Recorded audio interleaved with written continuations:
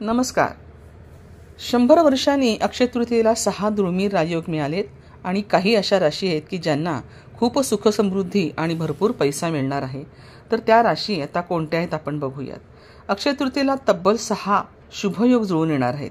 यामध्ये काही राशींचे भाग्य उजळणार आहे. अक्षय तृतीया हा हिंदूतील सगळ्यात मोठा आणि शुभ सण समजला जातो. 3.5 मुहूर्तांपैकी हा शुभ मानला जातो. हिंदू पंचांगानुसार दरवर्षी वैशाख महिन्यातल्या शुक्ल पक्षातल्या तृतीयेला अक्षय तृतीया असं म्हणतात.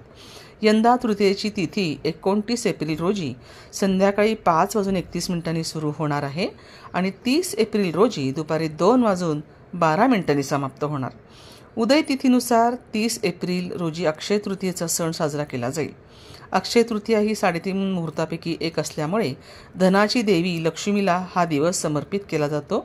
या दिवशी लक्ष्मीची पूजा खास करून केली जाते. 100 वर्षांनी हा योग अक्षय तृतीयेला आलेला आहे. तर 6 शुभयोग यामध्ये आपल्याला दिसले आहेत. या दिवशी गजकेसरी राजयोग, मालव्य राजयोग, रवी योग, चतुर्ग्रही योग, सर्वार्थ सिद्धी योग आणि लक्ष्मी नारायण राजयोग असे 6 दुर्मिळ आपल्याला राजयोग दिसत आहेत. तसेच काही लोकांना आर्थिक लाभसुद्धा होण्याची शक्यता आहे. तर आपण बघूयात की त्या भाग्यशाली राशी कोणत्या आहेत. पहिली रास आहे मकर. ज्योतिषशास्त्रानुसार देवी लक्ष्मीच्या आशीर्वादाने मकर राशीच्या लोकांना चांगला लाभ मिळू शकतो. तुमची आर्थिक स्थिती सुधारू शकते. नोकरी करणाऱ्या लोकांना या काळात चांगला लाभ मिळतो. प्रत्येक क्षेत्रात तुम्हाला चांगलं यश मिळेल. तुमच्या मनातल्या सर्व इच्छा पूर्ण होतील. तसेच तुमच्या कुटुंबात आनंदी वातावरण राहील आणि तुमच्या घरात आनंदाची बातमीसुद्धा येईल. त्याचप्रमाणे तुळ रास. तुळ राशीच्या लोकांवर देवी लक्ष्मीची कृपा असणार आहे. नोकरीच्या ठिकाणी मान सन्मान मिळणार आहे. तुमची योजना तुमच्या व्यवसायाचा विस्तार करण्यासाठी उपयुक्त ठरू शकते. तुम्हाला व्यवसाय भागीदारीत फायदासुद्धा होईल. आर्थिक लाभ, तुमच्या संपत्तीत वाढ होण्याची शक्यता आहे. नोकरदार लोकांनासुद्धा प्रमोशन मिळणार आहे आणि समाजात खूप मान सन्मान मिळणार आहे. तिसरी रास आहे सिंह रास. देवी लक्ष्मीच्या आशीर्वादाने सिंह राशीच्या लोकांना नशिबाची साथ मिळू शकते.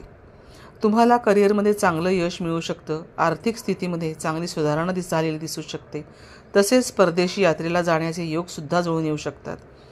तुमच्या हातातले घेतलेले कामातले जे अडथळे आहेत ते दूर होतील आणि तुमच्या धनसंपत्तीत सुद्धा वाढ होईल.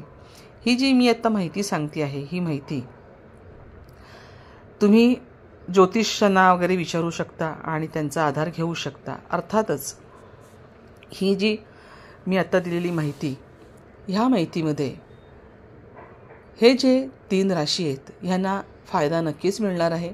तेव्हा ह्या राशींनी देवी महालक्ष्मीची पूजा मात्र करत राहिलं पाहिजे.